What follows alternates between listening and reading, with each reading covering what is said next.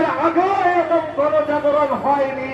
এ ভাই এই গিয়ারের সামনে আগে দেন। আজকে সব পেশা, সব ধরনের, সব শ্রেণীর, ধর্ম বর্ণ নির্বিশেষে আবার বৃদ্ধ বনিতারা একসাথে হয়েছে একবার একটি সরকারের বিরুদ্ধে।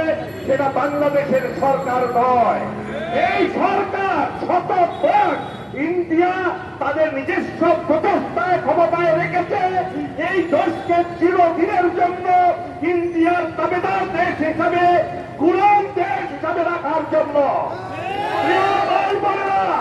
আজকে এমন এক জায়গায় আমরা বসে আছি, এমন এক দেশে আছি যে দেশে আইন শৃঙ্খলা বাহিনী যাদের আমাদের অর্থে লালিত হয়, তারা আমাদের অর্থে তো অস্ত্র কিনা হয়, গোলা বারুদ কিনা হয়, সেগুলো ব্যবহার করে আমাদের শত শত ভাই বোনকে হত্যা করা হয়েছে। আজকে ঘরে ঘরে গিয়ে ছাত্রলীগের অস্ত্রধারী লোকেরা মানুষকে হত্যা করছে। চিকিৎসা তাদের চিকিৎসা নাই। আজকে আমার কথা হলো এখানে এই আন্দোলন থেকে এমন একটা আন্দোলন, এমন একটা সরকারের বিরুদ্ধে আন্দোলন, সে সরকারটা হলো আঠালির মতো, যে আঠালি গায়ে লাগলে আগুন ছাড়া সেটাকে বের করা যায় না। সে আঠালির গায়ে সেই অস্ত্রোপচার করে বের করতে হয়। এই সরকার সহজে ক্ষমতা ছাড়বে না।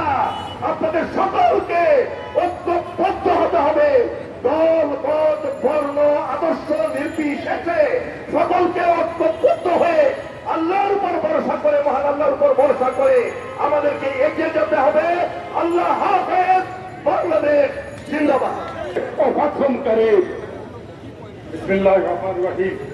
হাসান আমি আজকে নাসির। এসেছি আজকে দেশের আপামর জনগণের সাথে এই আন্দোলনে আমাদের অবসরপ্রাপ্তদের পক্ষ থেকে একাত্মতা জানাতে। আমি খুব কম কথা শেষ করব। আমাদেরকে জনগণের ভাষা বুঝতে হবে। সশস্ত্র বাহিনী যারা চাকরি করছেন বা যারা করছেন না, অবসরে সবাইকে আসতে হবে। আজকে জনতার সাথে কাঁধে কাঁধ মিলিয়ে এক হয়ে অধিকার আদায়ের সময় এসছে। সুতরাং আমাদেরকে নামতে হবে, আর লুকিয়ে থাকলে চলবে না। আপনারা সবাই আসেন, আমরা সঠিক কাজ, আমরা কোনো সহিংসতার পথ বেছে নিব না।